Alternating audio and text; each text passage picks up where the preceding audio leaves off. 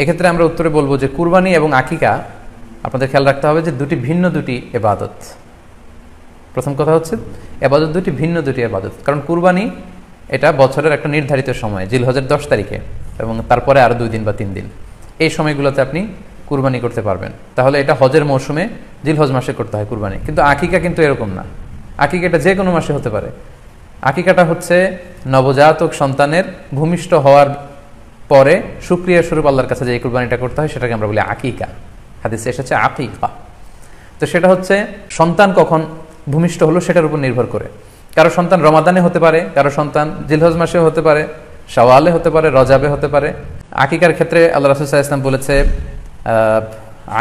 আনিল গুলামি শাতান ওয়া আনিল জারিয়াতি শাত, অর্থাৎ ছেলে হলে 2টি ছাগল দিয়ে আকিকা করো, এবং যদি মেয়ে হয় তাহলে 1টি ছাগল দিয়ে আকিকা করো। তো সেক্ষেত্রে কুরবানিতে কিন্তু এরকম বিধান নেই। কুরবানিতে কিন্তু 1টি ছাগল দিয়ে আপনি কুরবানি করলে কুরবানি হয়ে যাচ্ছে, সেখানে 2টি ছাগল দেওয়া লাগবে এমন কোনো কথা নেই। তো এভাবে আমরা বুঝতে পারতেছি, খুবই স্পষ্টত কমন সেন্স খাটালেও আমরা বুঝতে পারতেছি, এবং আল্লাহ রাসূল সাল্লাল্লাহু আলাইহি ওয়াসাল্লামের ভাষ্যগুলো অনুসারে আমরা বুঝতে পারছি দুইটা 2 ধরনের ইবাদত। যদিও এই 2 ইবাদতে কিছুটা মিল আছে, কিন্তু দুইটা 2 সময়ের ইবাদত, দুইটা আলাদা, দুটি উপলক্ষ, দুইটার আলাদা নির্ধারিত সময় রয়েছে। যেমন আকিকার ক্ষেত্রে সুন্নাহ হচ্ছে বাচ্চা যেদিন জন্মগ্রহণ করবে তার 7ম দিন শেষে 7 দিন পরে আপনি আকিকা করবেন। আল্লাহ রাসূল সাল্লাল্লাহু আলাইহি ওয়াসাল্লাম বলেছেন কুল্লু গুলামিন মুরতাহানুন বিআকিকাতিহি তুযবাহু আনহু ইয়াওমা সাবিহি, প্রত্যেক সন্তানের আকিকা দিতে হয় তার 7ম দিনে, ওয়া ইউহলাকু ওয়া ইউসাম্মা, এবং 7ম দিনে মাথার চুল ফেলে দিতে হয়, তার সুন্দর একটি নাম রাখতে হয়। তাহলে আকিকার বিধান হচ্ছে সম্মানিত শুধু সন্তান জন্মগ্রহণ করার 7 দিন পরে। আমরা বুঝতে পারলাম আল্লাহ রাসূল সাল্লাল্লাহু আলাইহি ওয়াসাল্লামের ভাষ্য অনুযায়ী, কথা অনুযায়ী, কওল অনুযায়ী। এবার যদি আমরা আল্লাহ রাসূল সাল্লাল্লাহু আলাইহি ওয়াসাল্লামের আমল দেখি, ওনার ব্যক্তিগত আমল কি ছিল, সেক্ষেত্রে সহিহ ইবনে হিব্বানের একটি হাদিস উল্লেখ করব, যেটিকে ইবনে হাজার আল আসকালানি উনি ওনার ফাথুল বারিতে সহিহ হিসেবে উল্লেখ করেছেন। আয়েশা রাদিয়াল্লাহু তাআলা আনহার বর্ণনা, তিনি বলেন যে আক্কা রাসূলুল্লাহ সাল্লাল্লাহু আলাইহি ওয়াসাল্লাম আনিল হাসানি ওয়াল হুসাইনি ইয়াউমা সাবিঈ ওয়া সাম্মাহুমা। আল্লাহ রাসূল সাল্লাল্লাহু আলাইহি ওয়াসাল্লাম নিজে ওনার দৌহিত্র অর্থাৎ ওনার নাতি হাসান এবং হুসাইনের আকিকা নিজে করেছেন 7ম দিনে, এবং 7ম দিনে তাদের নাম রেখেছেন। একজনের নাম রেখেছেন হাসান, আরেকজনের নাম হুসাইন। অর্থাৎ হাসান রাদিয়াল্লাহু আগে জন্মগ্রহণ করেছিলেন, ওনার চেয়ে ছোট ছিল হুসাইন, উনি পরে জন্মগ্রহণ করেছেন। তো ওনাদের জন্মের পরে 7 দিন পরে আল্লাহ রাসূল সাল্লাল্লাহু আলাইহি ওয়াসাল্লাম ওনাদের আকিকা দিয়েছিলেন, এবং 7ম দিনে উনি আকিকাও দিয়েছেন এবং তাদের নামও রেখেছেন। তাহলে আল্লাহ রাসূল সাল্লাল্লাহু আলাইহি ওয়াসাল্লামের কওলি হাদিস, ওনার ভাষ্যমতে আমরা জানলাম উনি বলেছেন 7ম দিনে আকিকা দিতে হয়, এবং ওনার ব্যক্তিগত আমল থেকে আমরা জানতে পারলাম যে উনি ওনার 2 নাতির আকিকা দিয়েছেন 7ম দিনে এবং নাম রেখেছেন।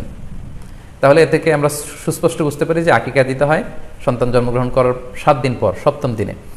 যদিও তবারানিতে আরেকটি হাদিস এসেছে যেখানে বলা হয়েছে যে আকিকা 7ম দিনেও দেয়া যায়, 14তম দিনে দেয়া যায়, 21তম দিনে দেয়া যায়। যদি 7ম দিনে কেউ দিতে না পারে কোনো কারণে, তাহলে 14তম দিন, না পারলে 21তম দিন। তাহলে সুস্পষ্টভাবে উল্লেখ আছে যে আকিকার সময়সীমা 7ম দিনের কথা আমাদেরকে বলা হয়েছে। তো সেক্ষেত্রে আপনার সন্তান জন্মগ্রহণ করলে আপনি শুকরিয়া স্বরূপ আত্মীয় স্বজনকে খাওয়াবেন, আকিকার গোশত নিজেরাও খাবেন। তো এটা যদি আপনি কুরবানির জন্য রেখে দেন তাহলে তো সন্তান দুনিয়াতে আসার এই আনন্দটা থাকে না। একজন যখন সন্তান পায় সে কেমন যেন আকাশের চাঁদ হাতে পায়। তো তখন তার 7 দিনের মধ্যে যে আনন্দটা থাকে, ওই দিন তার নাম রাখা হবে, আত্মীয় স্বজনরা আসবে, বাচ্চাকে দেখবে, দোয়া করবে, তখন আকিকা করে গোশত নিজে খাবেন, আত্মীয়দের খাওয়াবেন, পাড়া প্রতিবেশীদেরকে দিবেন। এটা হচ্ছে সন্তান ভূমিষ্ঠ হওয়ার উপলক্ষকে কেন্দ্র করে এই আকিকা। সো এটাকে কুরবানির সাথে মিক্স আপ করার কোনোই প্রয়োজন নেই, এবং এক্ষেত্রে সুস্পষ্ট গাইডলাইন হচ্ছে যে 7ম দিনে আকিকাটা দিতে হয়। সো আমরা যেন 7ম দিনে আকিকাটা দেই। তবে হ্যাঁ, এখন প্রশ্ন হচ্ছে 7ম দিনে কেউ দিতে পারেননি, 14তম দিনেও দিতে পারেননি, 21তম দিনেও দিতে পারেননি, হাতে টাকা ছিল না, সামহাও কোনো কারণে মিস করেছেন, তখন আপনি যখন সুযোগ হয় তখন করে দেন। ওই প্রেক্ষাপটে আপনি যদি কুরবানির সময়ও আকিকা দিয়ে দিতে চান, এটা আদায় হয়ে যাবে ইনশাল্লাহ, আশা করা যায় আদায় হয়ে যাবে, এবং এটা জায়েজ আছে। তবে এটা সুন্নাহ নয়। সুন্নাহ হচ্ছে 7ম দিনে আকিকা দেওয়া। পাশাপাশি গরু দিয়ে, মহিষ দিয়ে, উট দিয়ে আকিকা দেওয়াও কিন্তু সুন্নাহ নয়। আকিকা দেওয়া সুন্নাহ হচ্ছে ছাগল দিয়ে। সুন্নাহসম্মত হচ্ছে আকিকা 7ম দিনে দেয়া এবং ছাগল দিয়ে দেয়া। ছেলের ক্ষেত্রে 2টি ছাগল, মেয়ের ক্ষেত্রে 1টি ছাগল। আশা করি কুরবানির সাথে আকিকার প্রসঙ্গটি আপনাদের কাছে ক্লিয়ার হয়ে